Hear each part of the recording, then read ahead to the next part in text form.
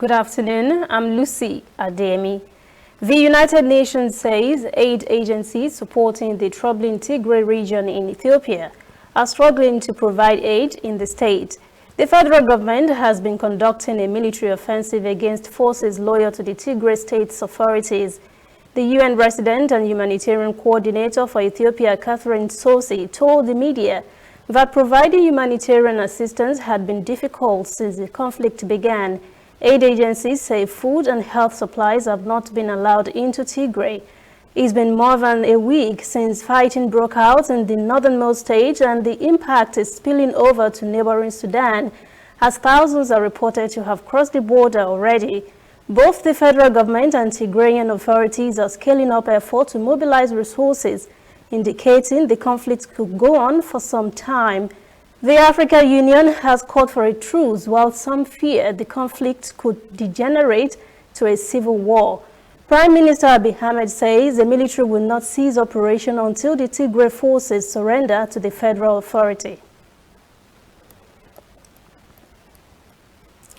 Meanwhile, still in Ethiopia, where the nation parliament has now stripped 39 members, including the Tigray regional president, Debretsion Gebremichael, of immunity from prosecution, as both authorities are at loggerheads. The state news agency reported on Thursday a senior official, Getachew Reda, of Tigray People's Liberation Front, which is fighting federal forces, also lost immunity. Communications are down and outsiders have been barred. Reporters say it is hard to know how Abiy Ahmed weeks longer offensive against Tigray People's Liberation Front regional rulers was progressing.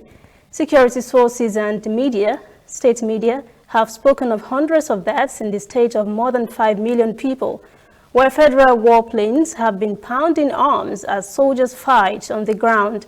Many Ethiopian refugees have fled into Sudan on Wednesday. We'll be right back. Whether in your house, at your office, on your phone or online, we are there. We have the facts behind the headlines.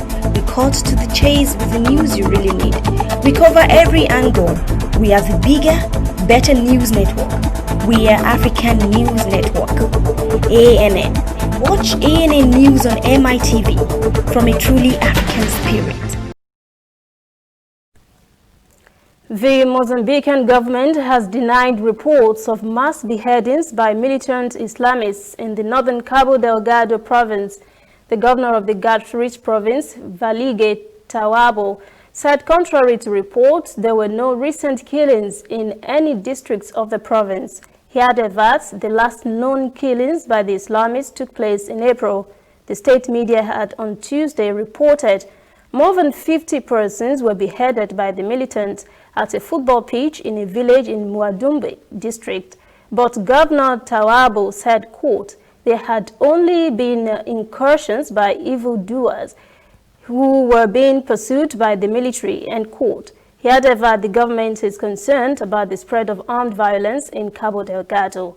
More than 400,000 persons have been forced to flee their homes in the province since insurgents began in the gas-rich area 3 years ago. That is ANN News Brief at 1. For details on these and other breaking stories, visit our website, annafrica.news. Conversation continues on our social media platforms, Twitter, Instagram, and Facebook at ANN Africa TV. I'm Lucy Ademi.